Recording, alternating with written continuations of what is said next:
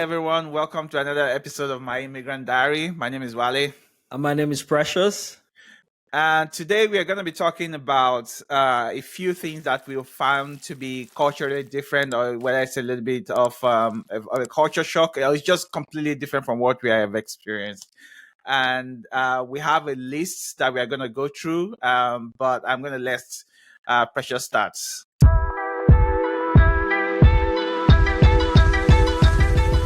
All right, I know this list is exhaustive, and so if you have any other one, you can put it in the comment section. Number one, refunds. Wale, that one blows my mind. Like, since I moved to the US, I realized that I could buy stuff and return them and get my money back. Like, bro, that thing. Initially, when I first saw that, especially when I went to Walmart and I saw a line after the payment counter. And I was like, why are those stuff there? She's like, oh, those are returned items. I was like, returned items? Like, yeah. So I was looking at the list, looking at the items, like, why would somebody buy eggs and return eggs? Like, why would they return this? Hey, welcome to America. People return stuff. I'm like, when they return, they get their money back. I'm like, what?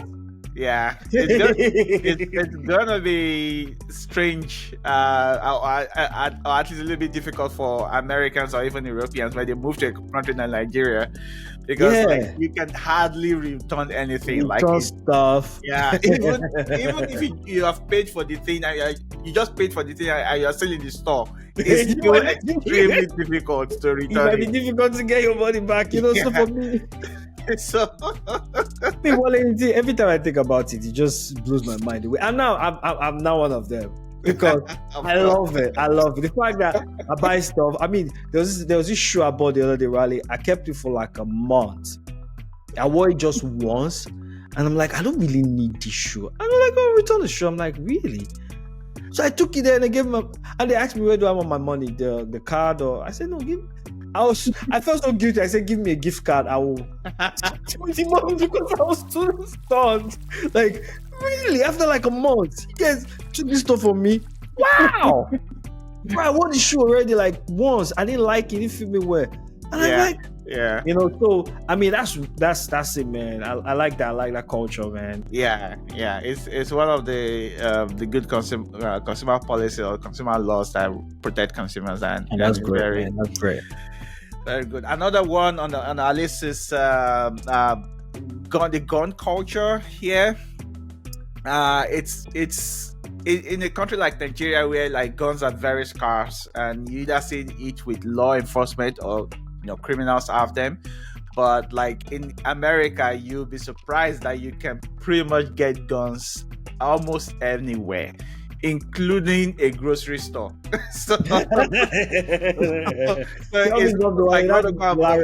Actually, that actually happened to me on one of my trips. I was in Montana, and I got to a charging station where I was charging my car, and I decided, okay, let me just go to this store to go and get some stuff to some snacks or something like that.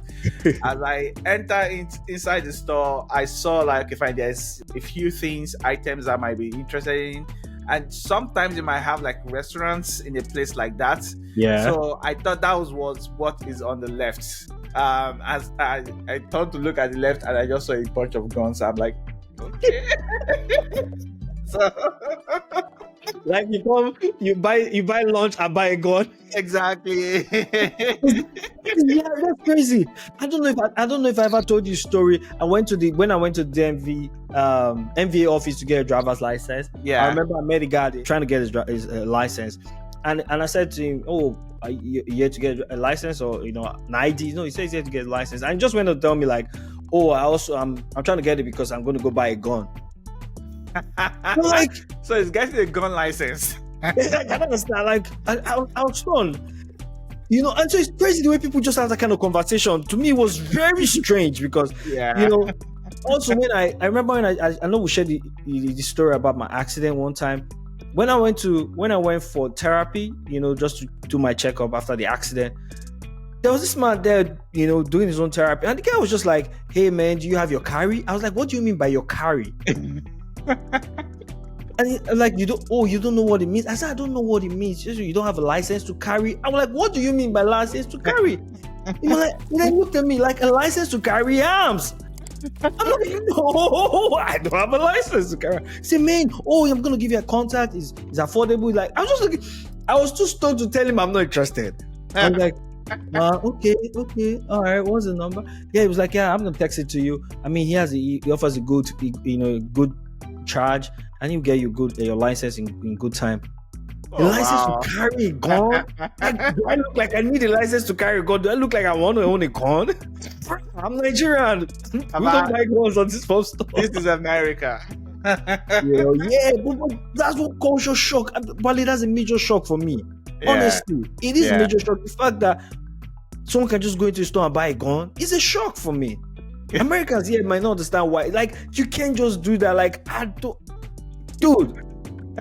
When growing up in Nigeria, my father had a double barrel or something. Like, you can only get a double barrel in Nigeria legally for hunting purposes. Yeah, that's it. Yeah, I gotta provide enough documentation to get that, man. Any other thing is probably illegal. Maybe you're ex-military or something. Yeah. So for me, it's a huge shock. And I think so. Another cultural difference. I don't want to say it's a shock for me, but it kind of impressed me is the how Americans hold the door for one another. Yeah. Right. Yeah. I respect that. I'm amazed because for a culture where people are so independent, I don't know the right word. Where I think individualism is correct. Okay, thank you for that. So in a culture where people are very like that, to see how people hold the door for one another blows me away, honestly, and I kind of admire it. And I picked up on it myself. Yeah, it's actually the same too. That was my experience in Europe when I moved there. Like, even someone who's like my boss or upper management, they hold the door open for you. And to be honest, I didn't feel comfortable with that because that's not the culture I'm coming from. Yeah. Anyone that has power over you, you are the one that's supposed to do that rather than it for you. So exactly. It was very interesting, but now, of course, after spending a few years in the West, I'm used to that. I also do that for people regardless whether you're older, younger, whatever. Now I'm also holding it open for everyone. Yeah, I like that culture. I like it. Yeah, so one of the things that also is surprising for me is the smoking culture here. It's just everywhere. Like, back home where we're coming from, smoking is not something that is necessarily looked on with a positive light. People smoke, definitely, but like for the most part, it's not really a part of the culture. But like moving to Europe, do you even to the extent of seeing medical professionals taking smoke breaks? That was very for me, that's for me, that was the one thing I saw in America that I was like, because like I see it every time in advertisement. Whenever I smoke any kind of smoke or cigarette rather is being advertised, they're going to tell you smokers are liable to die young, and you're thinking, aren't these medical professionals involved in those kind of standards to let people know that? Exactly. I feel like I didn't under the umbrella because they are medical professionals, but I see that experience when I drive around. I see medical professionals, taking a smoke break, smoking by the side of the hospital, and if people just walk, it's normal. That's not a big deal. But I mean, for me, it's a cultural shock because back in Nigeria, I was like, doctor, that kind of thing. Like, what are you doing? But hey, it's that one was a cultural shock for me. Actually, I had friends who were medical professionals back in Nigeria who smoked, but they were very private about it. Exactly. The way the culture is, and the way it's kind of unacceptable for doctors, medical professionals, doctors, nurses to be smoking in the public. Like, it's like, dude, you're supposed to be saving lives. What are you doing? Are you sure this is the right person to save my life? That kind of thing. Yeah. And one other culture, I want to say not shock, more like surprise for me, is the USPS mailing delivery and mailing system.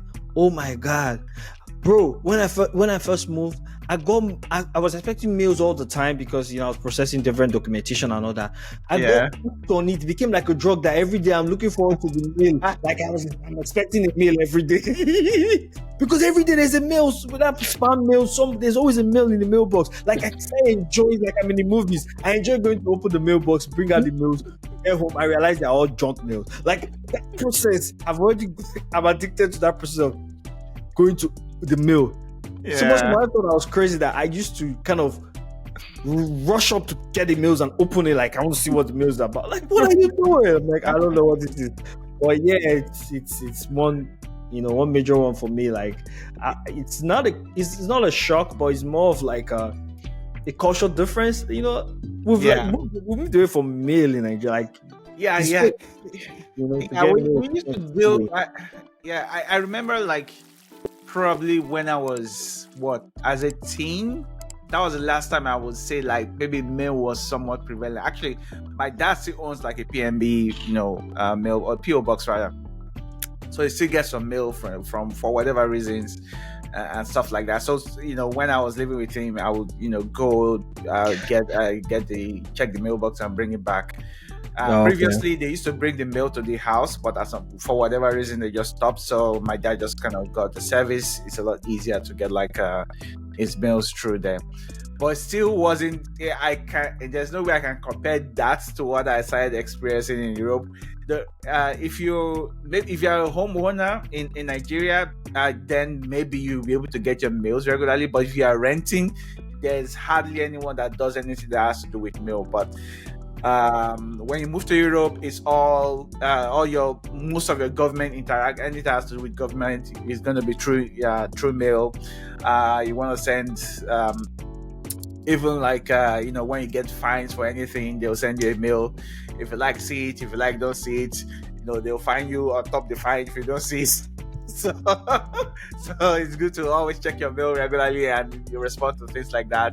A lot of things has to do with your financial institution, whether it's your bank or in the investment company. Everything is done through mail, and those things are also part of the law that they actually have to send you hard copies for certain things. Even like when I remember when I was living in Berlin, there was one of my insurance company, the password for me to be able to sign up to get like an online account was sent to me through mail, the temporary password, because for whatever reason they could not I could not apply for it online. It was against the law. I don't remember what exactly, but definitely by law they couldn't do it, so they had to send me two separate emails, one like a code, like the code that you get to your phone now to verify that it's you.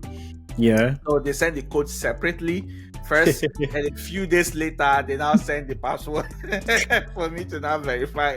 So even though they have all my data, they still have to do that. Then before I was able to sign up for an online account. So it's a lot of things just go through mail. It just a lot. Culture, it's part of the system. But I can't say a lot about it beyond the fact that I am trying to overcome my addiction and my love for going to my mailbox. Like I'm serious. I'm trying to overcome that.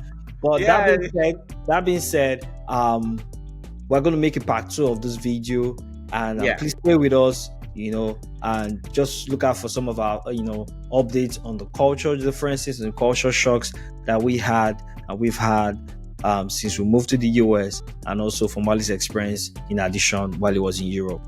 Thank you so much for joining us, everyone. Please like, subscribe, share our videos with friends and family as much as possible. We are trying to grow as much as possible, and we appreciate it. It costs nothing to you, but it means a lot to us. Thank you so much. Absolutely. All right then.